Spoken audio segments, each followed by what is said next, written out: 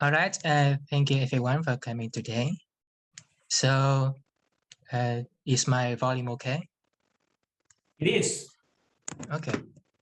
All right, so today we will talk about actually an open problem. So, I mean, it's kind of cruel to talk about an open problem where you don't know how hard it actually is.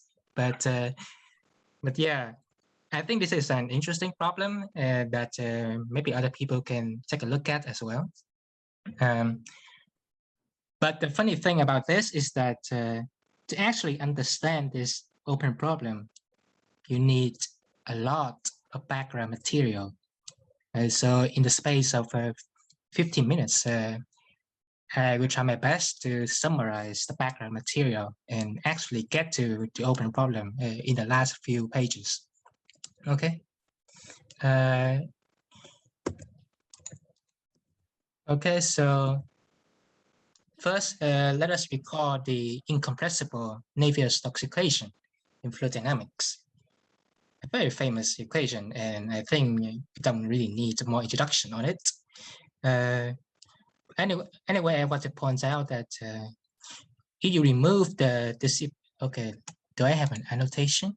Okay, this spotlight. Okay, this in a spotlight. All right. Okay, so if you remove the dissipation term, Laplacian V, then this becomes the other equation. Okay. So, and now let's talk about Cycles conjecture. So roughly speaking, Cycles conjecture says that the kinetic energy of the fluid, which is the L2 norm of the velocity field V in the Euler equation, well, it is constant in time when V has regularity at least 1/3. Okay, this is a very vague statement, but making it precise is part of the challenge. Because this problem is interesting both for the physical theory of turbulence and for the techniques you need to tackle it, which have been used to handle many other problems, including transport equation and the AMHD equations and whatnot. Okay, so that is Cycles conjecture regarding the conservation of energy. So there are two sides to this problem, the positive direction and the negative direction. So the positive direction is that you have conservation of energy. The regularity is at least 1/3. Okay, so the intuition behind why this is true is that when you have a smooth fluid, the higher frequencies are more well behaved. So the energy can't escape into the higher frequencies, leading to conservation. An example of this for people who might not be too used to PD analysis is think about the Fourier series. If you have a smooth function on the torus, then its Fourier series will rapidly decay as the frequency increases. So that's what I mean by well behaved. Oh dear. Okay, so Bardos, Ayin, Konstantin, T.T., Cheskidov, Isaac, and many other authors, they have worked on the positive direction of Cycles conjecture. And in their lines of work, they have managed to extend the spatial regularity from C beta, where beta is greater than 1/3, to a bigger best of spaces, B 1/3, 3 CN. Okay, so this is kind of a weird space if you don't know about best of spaces, but basically it's a generalization of Honda spaces and such that you have a density of the test functions. Okay. They have also managed to extend the underlying domain for the equation from the torus to more different geometric settings, such as regions with boundary in Rn, manifolds, and manifolds with boundary. Okay, so that is it for the positive direction. For the negative direction, well, The relative direction is actually the focus of the special year program. It is about the failure of energy conservation when regularity is at most 1/3. So the intuition is that because we're dealing with rough fluid, we can add more kinds of perturbations that would not otherwise be allowed. And we can still get convergence after a sequence of perturbations. An easy example of this is that for a large natural number n, this function here, 1/square root of n and exponential I n x, which is like cosine sine. So this function is small in C1/3, but large in C2. Yeah, so if we need C2 solutions, then this guy will not give us good convergence. But if we're dealing with rough solution, let's say 1/3, then this kind of perturbation is okay. And when we do this, we can lead to really strange results, such as arbitrary control of kinetic energy of the fluid. And this obviously violates the conservation of energy. So a quick history of the negative direction. So the Lilly and Scalahidi in 2007, they managed to find the first non-uniqueness results using ideas from Gromov's complex iteration. And after that, many people like Buckmaster, De Lilly, Scalahidi, Daneri, Isaac, and all, they managed to improve upon the method. In particular, Isaac reached 1/3 for 3D order on the torus using Mikado flows and his gluing technique. Okay, this is a very common story now. But we won't actually be talking about Isaac's paper. What I want to talk about is Buckmaster De Lilly paper after that, which is a simplification of Isaac's proof. And this will give us the background we need to understand the open problem. Okay. Okay, let's quickly summarize the paper. So given beta between 0 and 1/3, we want an order solution that does not conserve energy in the Honda space C beta. So the first thing we do, which is where I believe complex iteration comes from, is that we try to relax the system. So consider the Euler-Reynolds system. So this is just the Euler equation, but now we are adding a new term. So this term here is the divergence of R, where R is called the Reynolds stress. And it takes value in the space of symmetric trace-free 3x3 matrices. So if you know differential geometry, it's just a two tensor. Okay, so this stress term is like the distance you are away from a true solution of Euler. And with this, we can build a sequence of Euler-Reynolds solutions that will converge to a true solution, where the final solution, the kinetic energy can be any smooth function of T. Yeah, arbitrary energy profile control. So yeah, this is the main result, that we can get this kind of convergence to a really wide solution B. Okay, so let's see how we do it. So what is the main philosophy here? What kind of sequence do you want to build? Okay, let's consider the perturbation between two succeeding terms in the sequence. Let's call it WQ+1. Okay, let's see what it needs to satisfy. Now, if you write down the algebra of the Euler equation, eventually you end up with this kind of equation, where R of Q+1 is equals to the sum of three different terms. So the first term here is called the Nash error. This is because, well, this guy has the same characteristics as in the Nash-Kuper C1 embedding problem. The second term is called a transport error because, well, you have a transport, a material derivative here. And the third term is the oscillation error.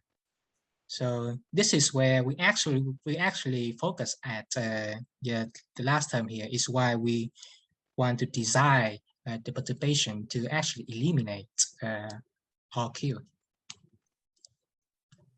Divergence -1, it is the notation for some kind of anti-divergence operator for zero mean vector fields. Okay. Now let's talk about what the perturbation should look like. Oh, before we talk about that, so to deal with the anti-divergence, we need a very crucial inequality, and I write it down in full here because this will inform a lot of our ansatz. Okay, let A be a smooth function. This is a complex exponential. Let K be a frequency in C3, and let phi be a phase function, right? So this guy here, you can estimate it in C alpha, and you get this right-hand side here. Now, naturally, we want everything to be small because yeah, we are trying to minimize all of Q plus 1. So we want this guy to be small. So how do we make this guy small? Well, we need the frequency K to be large. And for this particular n here, this n could be, there's a second term. A second term that involves higher derivative of both A and phi. Now we want this guy to be small, right? So for this guy to be small, we want to make sure that A and phi have natural frequencies that are much smaller than K, so that you know, they are overwhelmed by K power n. Otherwise, we cannot get smallness. Okay, so that is the key thing here. Three things: we want K to be large, and we want A and phi to have small frequencies. Okay, so that the derivatives are smaller. That's three things we want to keep in mind. Okay, so for K to be large, that means that we are looking at some kind of really high frequency oscillation. Yeah, so we want Q of W plus 1 to be zero mean and high frequency. Recall that what do we need zero mean? It is because the anti-divergence only works for zero mean vector fields. Okay, this is a thing we need to be careful about. Anyway, we want this guy to be zero mean high frequency oscillation. But somehow this guy should be small in this Holder norm C beta, because remember, we want to get convergence in the end. And if you think about it for a bit, then that guy, at least the principle of the perturbation, when you do the Fourier decomposition, it should look like this. Where you have lambda Q plus 1 as the frequency of the oscillation, and beta prime is some kind of a Holder exponent that is greater than beta, but it really doesn't matter. You can just think of beta prime and beta as the same thing, but I just want to be technically correct. And then AK is some smooth function that is low frequency. Yeah, and lambda, and let's remind us again that the frequency we want here is lambda Q plus 1. So this kind of building block here is very similar to the corrugations that we saw in Nash Cooper C1 embedding theorem. Now we note that both AK and BQ they have natural frequencies below lambda Q, and we make lambda Q plus 1 dominate everything. This means that the perturbation oscillates much faster than BQ. And note here, look at the frequency, lambda Q plus 1K. This guy is large, so in the anti-divergence inequality, they could correspond to this big K over here. Yeah, this big K over here. So because that guy is large, when you apply the anti-divergence inequality, the Nash error will become very small. Yeah. So And yeah, because it's so similar to the Nash problem, we can call this the Nash error. But this is not just the one thing we need. On the other hand, we also want to minimize the oscillation error, which is this term over here. So the principal part of this tensor product of W with itself, it should look like this. The zero frequencies should precisely be RQ. And then the higher frequency is like, you know, the previous slide with the same reasoning why it should look like that. Yeah, you can just stare at it. You can just stare at the previous guy and you see it that if you don't take any derivative, then this guy is quite small, right? But if you start taking derivative, then it can get really large because of the lambda. Yeah. Anyway, let's get back to this. So somehow we want Q to the perturbation Q, no, the perturbation W to satisfy both of this decomposition. And this is where we need a tool called the Mikado flows. So Mikado flows have satisfied both Fourier decompositions. Okay, this is a simplification, but that's why we need it. So that's it for the perturbation step. However, there's another concern. When we apply the antidivergence inequality, you can see that we will deal with higher derivatives in the second term. Now, a problem with this is that to handle n derivatives of the perturbation W, we will need n plus 1 derivatives of VQ.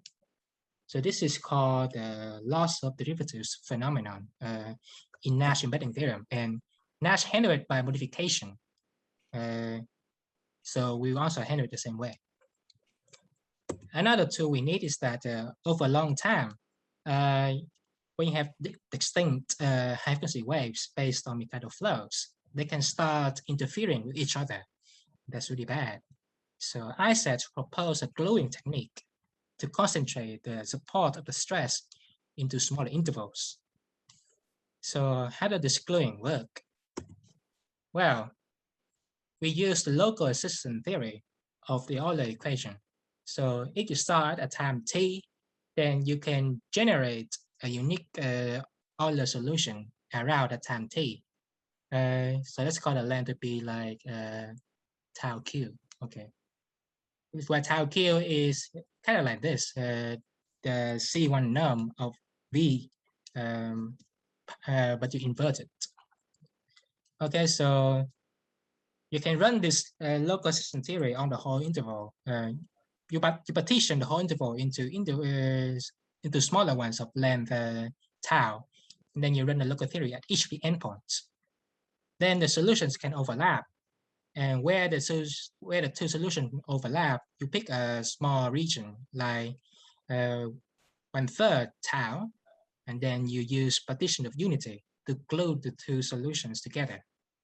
In the end, what you have is that, so in the overlapping region,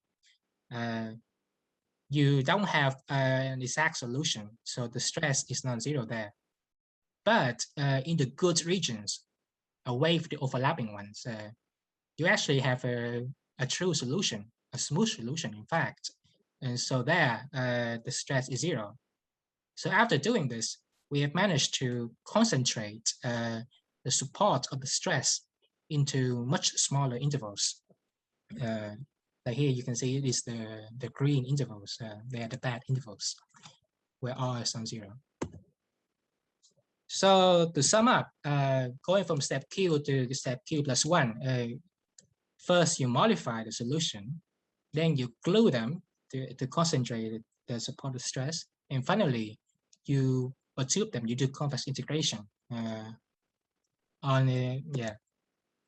So of course I skip a lot of the technicalities here because we don't have time. But one consideration is that the frequency lambda q cannot grow too fast. Now, recall the answers we have for the perturbation, which is this guy. So what is the size of this guy in C0? It is lambda q plus 1 minus beta prime. right? Yeah, so that is this guy here. The size of the perturbation is this guy. And then the size of the stress is just like the tensor product square. So it should be like this guy. Now, we want to preserve this relationship when Q go to Q plus 1. Okay, so we will need to have this inequality now here. Yeah, when we analyze the Nash error, the transport error, and oscillation error, and we apply the antidivergence inequality, we realize that we need to have this inequality down here between lambda Q plus 1, lambda Q, and lambda Q plus 2. Now, balancing these three parameters reveals that the frequency lambda Q rose at most double exponentially. It can't roll too fast. So it looks like A power Q, A power B power Q for some constants AB. Now, if you analyze it further, it also reveals that you must have 1 less than 1 minus beta prime over 2 beta prime. And this is equivalent to the Onsager exponent. And yeah, so this balancing of the parameters will be crucial when we talk about the open problem.